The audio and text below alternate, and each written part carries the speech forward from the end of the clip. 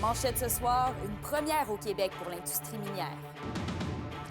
Des camions 100% électriques font leur arrivée à la mine Kina de Val-d'Or. Ils occupent un terrain pour demander plus de logements sociaux à Rouyn-Noranda. Avec la crise très aiguë du logement qu'on vit ici à Rouyn-Noranda puis un peu partout en région au Québec, ça crée de l'itinérance.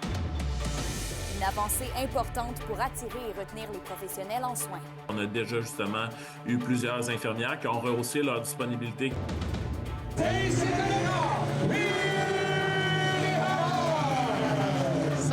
ans de vitesse et de poussière à la Verlechère.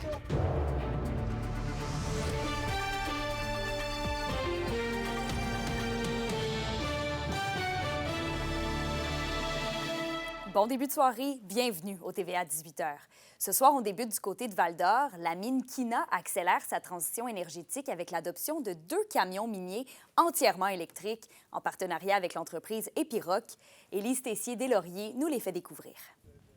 2 camions entièrement électriques, les Mine Truck MT42 SG, font leur arrivée à la mine Kina. Une des raisons pourquoi on est ici aujourd'hui, c'est que c'est les premiers camions Epiroc MT42 à batterie au Québec. Donc, c'est une technologie qui a été développée au cours des années. On en a 10 au Canada présentement, en Ontario, mais c'est les 2 premiers au Québec. Ces 2 nouveaux véhicules souterrains apportent de nombreux avantages pour les opérations. Pour nous, pour la mine Kina, principalement, plusieurs avantages, mais principalement l'amélioration de la qualité de l'air sous terre. Dans le fond, ça va remplacer des équipements diesel qui produisent des particules diesel, réduire l'émission de chaleur, donc un environnement de travail plus confortable pour nos travailleurs, moins d'émissions de gaz à effet de serre et une augmentation de la productivité. Les camions sont plus performants que notre flotte actuelle. La mine Kina bénéficie d'un partenariat avec Epiroc, une entreprise spécialisée dans les équipements miniers, qui fournit entre autres des batteries performantes afin d'optimiser ses opérations. Pourquoi on a choisi Epiroc sur cette technologie, c'est qu'on a, au niveau du procédé chimique des batteries, c'est une batterie lithium-ion, nickel, cobalt, magnésium, donc il y a une des meilleures capacités énergétiques sur le marché. Comparativement à un véhicule qu'on peut voir sur la route, là, un véhicule électrique qui est branchable, ici la batterie est carrément retirée du camion pour la brancher. Comme ça, on peut continuer à opérer. Pour le surintendant des opérations à la mine Kina, Simon Fontaine, l'avenir des mines québécoises repose sur l'électrification. Une transformation incontournable pour le secteur. Pour toutes les mines au Québec, pas seulement Kina, l'électrique, c'est le futur. On a l'avantage, le bonheur d'avoir de l'hydroélectricité, donc pas de gaz à effet de serre. L'ensemble des flottes des mines s'en vont vers l'électrique, c'est certain. Élise Tessier, RNC Nouvelles, Val-d'Or. Et en pleine crise du logement, l'Association des locataires régionales a occupé un terrain vacant à Rouyn-Noranda et c'est dans le but de dénoncer le manque de logements sociaux dans la région. Olivier Morin nous explique la situation. Ils étaient une dizaine mardi avant midi à occuper le stationnement de l'ancien IGA sur l'avenue La Rivière. Pour l'organisateur du mouvement Marc-André Larose, ce terrain est un choix symbolique. En fait, c'est un terrain qui ne sert à rien actuellement. On sait, l'épicerie a fermé. Aussi, on trouvait qu'il y avait une symbolique par rapport au désert alimentaire que ça a créé au centre-ville. Puis on le sait, aujourd'hui, on est là pour réclamer du logement social, mais il y a un lien direct avec la sécurité alimentaire puis le fait de payer trop pour se loger. Ce terrain a également un fort potentiel pour y aménager des logements sociaux, selon le responsable de la mobilisation pour la locate et le président de la coop d'habitation boréale, Jean-Philippe Rioux-Blanchette. C'est un bâtiment qui pourrait, si on avait la volonté, puis des programmes qui étaient autoportants, qui permettait aussi de payer, de financer tous les aspects d'un projet, ça pourrait se transformer aussi en logement social. Le rassemblement ici, effectivement, c'est un lieu symbolique, mais il y en a plein en ville. Des endroits pour réfléchir l'urbanisme, des endroits avec des commerces de proximité autour, des endroits qui sont pas très loin du centre-ville. Des tentes étaient également installées devant l'ancien commerce dans le but d'exposer une problématique en lien avec le manque de logement. Ils sont un peu là en symbolique parce que, on le sait, là, avec la crise très aiguë du logement qu'on vit ici à Rouyn-Noranda, puis un peu partout en région au Québec, ça crée de l'itinérance. Quand les logements sont vraiment pas sont vraiment pas abordables pour les gens, bien, ça crée cette problématique-là. Le loyer médian est autour de 1 000 $ pour un 5,5, mais ceux qui sont affichés et disponibles sont très peu nombreux, ils sont très chers. Puis les gens, bien, sont souvent menacés de se retrouver soit très mal logés ou même, dans certains cas extrêmes, plus logés du tout. Une autre occupation est prévue ce mercredi par des citoyens sur un terrain de la 7e avenue à Rouyn-Noranda. Olivier Morin, RNC Nouvelles, Rouyn-Noranda. Et le réseau de la santé dans la région peut désormais compter sur de nouveaux moyens pour attirer des professionnels comme des infirmières et des inhalothérapeutes, et ce grâce à une entente entre le syndicat interprofessionnel en soins de santé régional et le gouvernement jusqu'en 2028. On compte des incitatifs pour le temps supplémentaire, des primes pour l'embauche de retraités et des bourses d'études pour les infirmières praticiennes spécialisées. Il y a aussi la création d'une équipe intra-régionale, ce qui veut dire, par exemple, qu'une infirmière basée à Rouyn-Noranda pourrait temporairement aller travailler à la SAR. Dans la dernière ronde de négociation, on avait réussi à obtenir un 15 millions pour mettre en place des incitatifs d'attraction-rétention spécifiques à l'Abitibi-Témiscamingue pour nos infirmières auxiliaires, inhalothérapeutes. Nous, on s'attend justement à ce que les gens répondent positivement à cette entente-là. On a déjà justement eu plusieurs infirmières qui ont rehaussé leur disponibilité, qui ont donné justement des corps additionnels pour la période estivale. Donc, est-ce qu'on sera en mesure d'arrêter l'hémorragie comme telle? Non, mais c'est sûr et certain qu'on va être en mesure de maintenir un maximum de services avec ces incitatifs-là. Puis on espère aussi, à moyen terme, réussir à convaincre des infirmières qui font la formation ailleurs dans d'autres cégeps ou qui, justement, sont déjà à l'emploi, de venir s'installer avec des forfaits d'installation de 30 000 $ pour venir, justement, travailler 3 ans à temps complet en Abitibi-Témiscamingue. Tenter de démontrer que certaines mesures fonctionnent très bien et tenter par la suite de les pérenniser pour avoir justement un vrai statut particulier dans le temps et non pas des mesures temporaires d'une convention collective à l'autre. Et les refuges animaliers dans la région ont connu un hiver rempli de défis. Une vague d'abandon a rapidement vidé les étagères de nourriture de certaines installations. Et comme la saison estivale s'annonce occupée, les propriétaires appellent à la collaboration de la population. Reportage d'Alexandre Cabana. On a eu beaucoup d'abandon cette année. On a de la difficulté à expliquer pourquoi. À Rouyn-Noranda, le refuge de la Bonne Étoile témoigne d'une triste et étonnante vague d'abandon des animaux de compagnie. Une séparation trop souvent liée au déménagement, selon la direction du refuge. Ça, c'est quelque chose là, qui nous tue, là, les gens qui ne peuvent pas apporter leurs animaux quand ils déménagent. Des personnes âgées, on en a eu plusieurs qui s'en allaient dans des foyers, des résidences, puis qui ne pouvaient pas apporter leurs chats. Puis ça fait que c'est des chats aussi qui sont souvent âgés, plus difficiles à faire adopter, mais c'est majoritairement les déménagements qui sont en cause. Dans le cas du refuge SPCA pour animaux du Témiscamingue, l'hiver a été tout aussi compliqué. Après la perte d'un employé, un virus a forcé la quarantaine du refuge pour l'entièreté de la période hivernale. 2025, là, on a commencé avec le parvovirus. 3 chiens ont été atteints, ça fait que ça nous a donné 2 mois de fermeture. Là, il n'y a rien qui rentre, il n'y a rien qui sort, fait que même aucune visite, aucun bénévole. Au total, depuis la réouverture, 35 animaux qui ont passé ici au refuge. En combien de temps, ça? En 2 mois. En 2 mois. Les employés réitèrent l'importance d'un refuge d'envergure au Témiscamingue et ça tombe bien, la direction actuelle voit grand pour le refuge. Là, ben moi, je dis, le Témiscamingue veut se mettre sur la map. Faut en parler. Faut montrer qu'on est évolué. Faut montrer qu'on sait vivre. Puis les petites médailles, on recueille des chiens, des chats. On est capable de donner autant d'amour que n'importe qui. Puis, tu comprends, je veux que ça soit plaisant. Je veux que les gens disent « Hey, on a un Moses de bon refuge au Témiscamingue. » Et le 27 mai prochain, pour la première fois de leur histoire, tous les refuges animaliers de l'Abitibi-Témiscamingue vont se rencontrer dans une grande réunion commune qui aura pour but de mousser l'entraide et la collaboration entre les différents refuges de la région. Alexandre Cabana, RNC Nouvelles, Laverlechère. Vos réponses à la question du jour TVA, une présentation de la clinique infirmière Nord-Ouest partout dans la région. Notre équipe peut vous recevoir pour un bilan de santé, une infection, le suivi de maladies chroniques et bien plus. Contactez-nous pour plus d'informations ou visitez notre site web. Et à la question du jour, on vous demandait, y a-t-il suffisamment de ressources pour les animaux dans la région? Vous avez répondu non à 65 %. Et ça a été une fin de semaine chargée pour les services incendies de la région. Il y a eu 2 feux en moins de 24 heures, en commençant par une résidence de Palmarol sur la 10e avenue qui a été complètement détruite dimanche. À l'arrivée des pompiers, vers 16 heures, le feu était généralisé et sortait principalement du toit. Et le vent a fait craindre le pire pour les maisons à proximité. Les occupants ont d'ailleurs été évacués. L'incendie serait d'origine électrique et les résidents n'étaient pas sur place lors de l'événement. 2 pompiers ont subi des blessures légères. Il y a eu un autre incendie qui a complètement détruit un entrepôt industriel à Val-d'Or samedi cette fois. Les pompiers ont reçu l'appel à 19h58 et à leur arrivée, de la fumée sortait de l'édifice. Une quarantaine de pompiers de 3 services incendies différents ont combattu le brasier. C'est une perte totale pour le bâtiment qui abritait 3 commerces, dont Technosub, MBI Global et Distribution Mécalex. Toutes les personnes dans le bâtiment ont été évacuées avant l'arrivée des pompiers, si bien qu'aucun blessé n'a été enregistré. Une enquête est en cours pour faire la lumière sur l'événement. C'est une perte totale au niveau du bâtiment. Là. Comme je vous disais tout à l'heure, à notre arrivée, le feu était pris à la grandeur de l'entretoit. On a, dans le fond, essayé de limiter les dégâts pour pas que ça se propage ailleurs.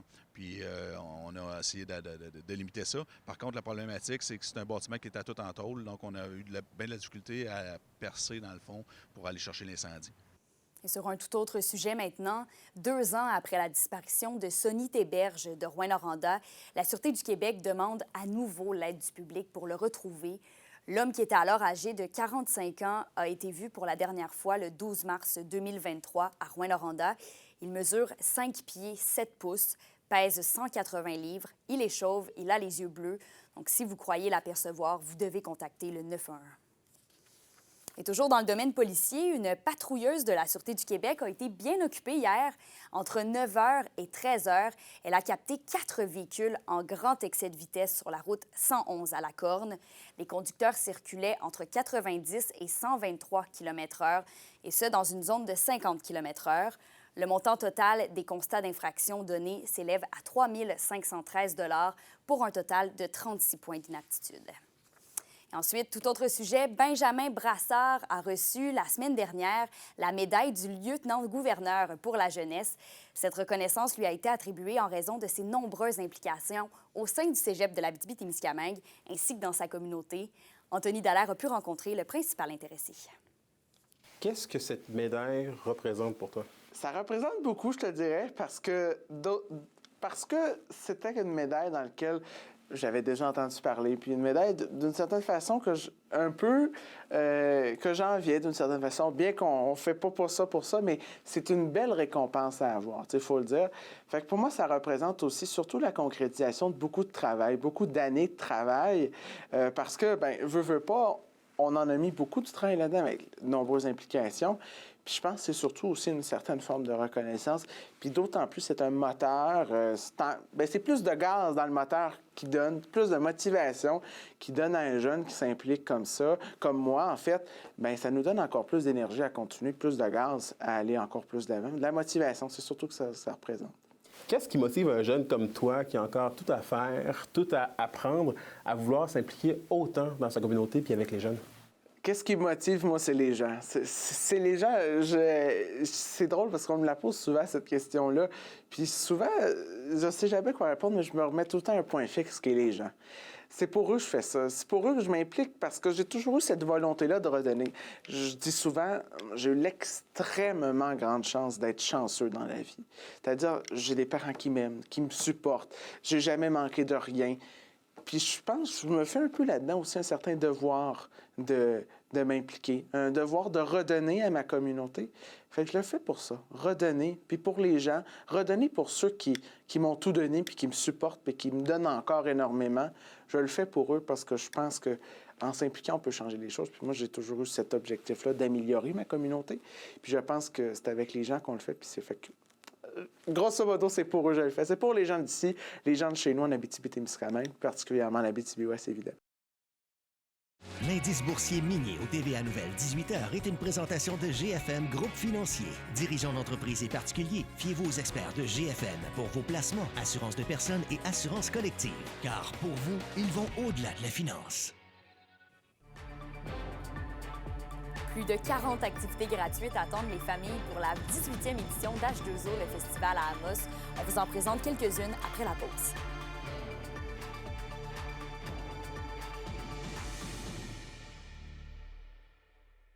Les SADC de l'Abitibi-Témiscamingue et du nord du Québec vous présentent la bonne nouvelle économique TVA. C'est à Matagami les 10 et 11 mai dernier que le Club social des pompiers volontaires organisait la 16e édition de la méga-vente de garage. De nombreuses activités se sont déroulées toute la fin de semaine avec près de 40 kiosques de vente et plus de 200 soupers servis. L'événement a été un succès rassembleur et a permis de donner une deuxième vie à de nombreux articles. Les SADC, partenaires de l'économie de la région.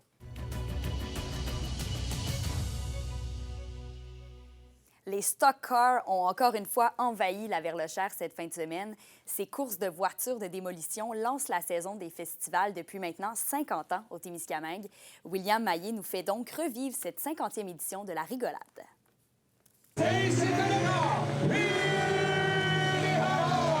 C'est un signal de départ pour les stock cars bien ancré dans la mémoire des Témiscamiens depuis maintenant 50 ans. Pour les 159 pilotes et les quelques milliers de spectateurs présents, la rigolade est un rendez-vous qu'on ne voulait pas manquer. Cette course-là, cette fin de semaine-là, ça a de l'histoire. Là. Fait que, le monde sont nostalgiques quand ils étaient jeunes, qui venaient ici, qui étaient assis sur ces clôtures en bois, puis qui regardaient le monde courser. Là. Quand j'étais jeune, c'était de la clôture à neige en bois, qui arrivait à peu près à notre hauteur de taille. Là. Fait que c'était très sécuritaire, mais c'était pas des chars de course, c'était des autos de démolition. Là, c'est rendu des chars de course. Les voitures de stock car sont évidemment beaucoup plus performantes maintenant, mais demandent beaucoup plus de temps et d'argent qu'à l'époque. Avant ça, nous, on faisait des voitures là, en 2 jours. Là. On mettait une batterie en dedans puis un 5 gallons de gaz puis on allait courser. Là, à cette heure, c'est des chars très performants. Si tu ne mets pas d'argent après ton moteur, tu n'es pas là. Et la recette magique du succès de la rigolade ne serait pas trop compliquée. C'est l'amour des courses. Je pourrais dire plein de choses, mais c'est l'amour des courses. Les gens aiment courir. C'est le feeling que tu as au départ, la pédale de gaz qui shake. Là. Un problème qui inquiète toutefois les pilotes est la question des assurances. Celles-ci coûtent de plus en plus cher pour les événements de ce genre. C'est sûr que les fois avec les assurances, tout, là, ça regarde un peu drôle. Là. Sport motorisé, c'est mal vu, mais pendant que le monde font ça ici, puis ils s'énervent, puis ils ont du fun ici, mais ils sont pas dans le chemin pour blesser du monde, puis c'est un endroit sécurisé. Fait qu'on espère que ça arrêtera pas. On a perdu le rodéo un peu à cause de ça aussi. Fait que, on voudra pas perdre ces événements-là qui nous restent au Témis. S'il y a bien une certitude depuis 50 ans à la rigolade, c'est que Dame Nature est imprévisible. Mais malgré les petits risques de pluie, les fans de moteurs sont encore une fois présents. Ils le seront pour encore longtemps. William Maillé, RNC Nouvelles, Abidoun. Et au culturel, Justine, la programmation familiale de la 18e édition d'H2O, le festival à Amos, a été dévoilée. Plus de 40 activités gratuites attendent les familles du 10 au 13 juillet prochain. À H2O, le festival, il va y avoir des spectacles, mais aussi des animaux de la ferme, des jeux d'évasion, une zone arcade et plus encore. Des activités nautiques comme l'essai de kayak, de planche à pagaie, de canot, pédalo, balade en ponton seront aussi offertes. Et voici une grande nouveauté cette année qui est également complètement gratuite qui devrait plaire à plusieurs. Et cette année, dans les activités nouvelles qu'on va faire en collaboration avec un groupe de la communauté Abitibi-Winnie, c'est une descente de la rivière Arcana en Rabasca, donc animé en Rabasca. Donc ça va être vraiment intéressant. On va descendre en groupe de 12 personnes par Rabasca. On a 2 Rabasca, c'est animé. On va recevoir de l'information aussi sur la rivière. Fait qu'on va pagayer, naturellement, ça c'est un petit peu plus vieux, là, ça prend quand même, c'est pas pour les jeunes enfants, mais donc c'est une nouveauté cette année qu'on va avoir avec une belle collaboration là, de ce côté-là. Donc on en a tellement que c'est difficile d'en parler parce qu'il y en a trop. Fait qu'on sait pas, il y a tellement de belles affaires qui se passent partout que c'est dur à expliquer, mais c'est À H2O, le festival, c'est complet. C'est 3 thèmes. C'est le sport, la famille et la musique. La programmation familiale se déploie sur 3 sites pour faire plaisir aux tout-petits, aux adolescents et aussi aux groupes de plusieurs tranches d'âge. C'est vraiment pour toute la famille. Il y a aussi un service gratuit de navette qui est offert pour vous permettre de vous déplacer à travers toutes les zones et les activités. L'organisation a vraiment pensé à tout pour rendre cette sortie familiale le plus agréable. Et l'organisation d'H2O, le festival, attend les familles avec les bras grands ouverts du 10 au 13 juillet prochain. Pour nous autres, c'est un petit bonbon, c'est un petit bijou, c'est un petit plus, en fait, parce que une des missions du festival, là, c'est d'animer la communauté et d'être accessible. Donc, que ce soit, c'est des activités gratuites qui viennent nous chercher parce qu'on a beaucoup, beaucoup de gens qui peuvent participer. Donc, on adore ça. On a nos activités chouchou qui reviennent à chaque année, puis ça grossit parce que c'est gratuit. Fait que quand c'est le temps de choisir une activité de fin de semaine, qu'est-ce qu'on fait en fin de semaine, là, on a beaucoup de gens qui viennent et les activités familiales gratuites de jour, là, en fait, le commentaire qu'on reçoit, c'est qu'il y en a tellement, ils n'ont pas le temps de tout essayer. Une première victoire pour le Blizzard de Val-d'Or en soccer. L'équipe de la Vallée de l'Or disputait un premier match à domicile ce week-end à la polyvalente Le Carrefour. On vous présente les points forts après la pause.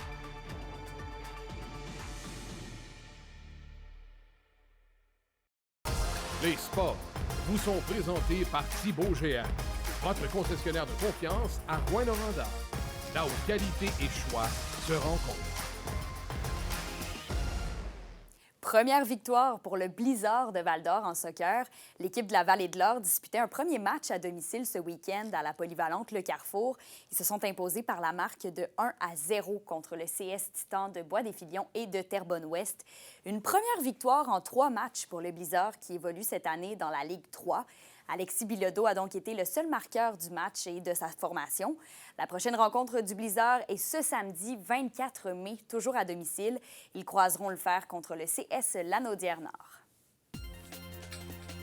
Pour une nouvelle importante à nous communiquer, contactez-nous, nouvelles au pluriel, @rncmedia.ca, par téléphone au 1-866-463-4636 et notre site web tvaabitibi.ca.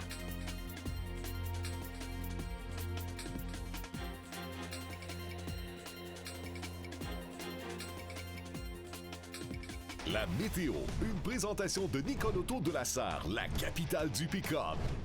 Où vous y trouverez toujours le meilleur choix, toujours le meilleur prix. Une semaine plutôt froide et nuageuse nous attend. Oui, Kémélia, je te dis qu'on va s'ennuyer des beaux 30 degrés et du soleil qu'on a eu la semaine dernière parce que cette semaine, ça s'annonce nuageux, pluvieux. Vraiment, là, ça va être pas mal une semaine qu'on va passer à faire des activités à l'intérieur. Ce qui nous attend pour ce soir et cette nuit en Abitibi, ce sont des bonnes rafales de vent avec un minimum de 2 degrés avec même un risque de gel au courant de la nuit. Du côté du Témiscamingue, ce sera également nuageux avec aussi un risque de gel au cours de la nuit et un minimum de 4 degrés. Demain, sur l'ensemble du territoire, ce sera nuageux avec 40 % de probabilité d'averse tard en après-midi et un maximum de 14 degrés. Et en aperçu pour jeudi, on aura encore une fois de la pluie avec un maximum de 15 en Abitibi et de 11 au Témiscamingue. Sortez votre manteau de printemps. Il va vous être très, très, très utile dans les prochains jours. Ouais, moi qui l'avais rangé. Merci, Justine. Donc voilà, merci d'avoir été avec nous ce soir. On se retrouve demain pour le TVA Midi.